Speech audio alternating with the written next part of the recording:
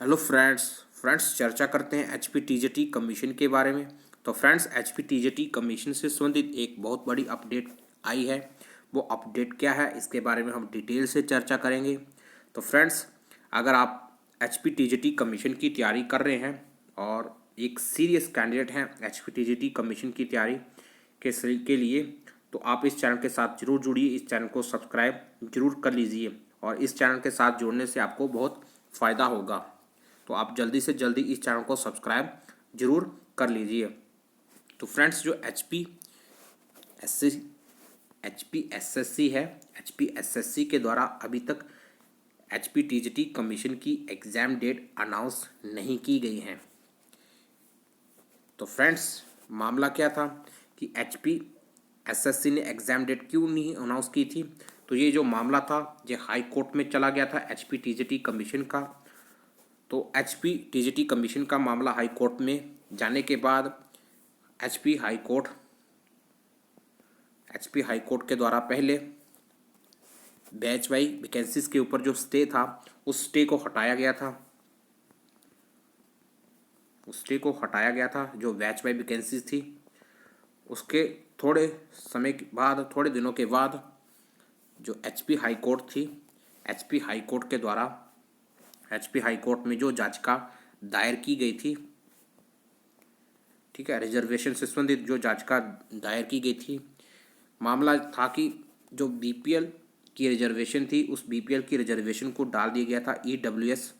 तो इस संबंध में याचिका दायर की गई थी हाई कोर्ट में।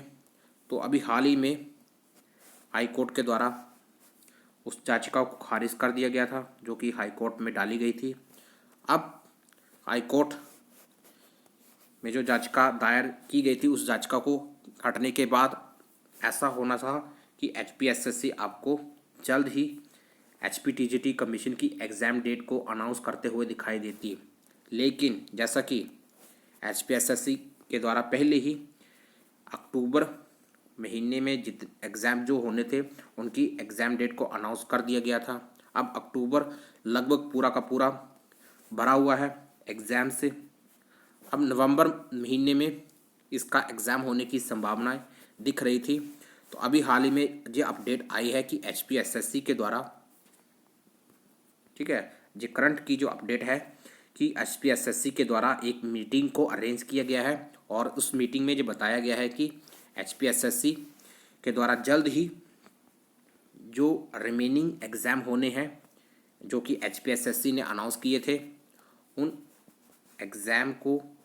उनकी एग्ज़ाम डेट को जल्द से जल्द अनाउंस किया जाएगा। और मीटिंग में ये कहा गया है कि जितने भी जो एग्ज़ाम जो अभी पेंडिंग पड़े हुए हैं, जिनकी एग्ज़ाम डेट अनाउंस नहीं की गई है, उस एग्ज़ाम डेट को जल्द से जल्द अनाउंस करने के लिए आदेश दिए गए हैं।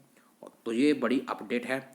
तो जैसा कि आप सभी को पता है कि अभी तक एचपीटीजीटी कमीशन की एग्ज़ाम डेट को अनाउंस नहीं किया गया है।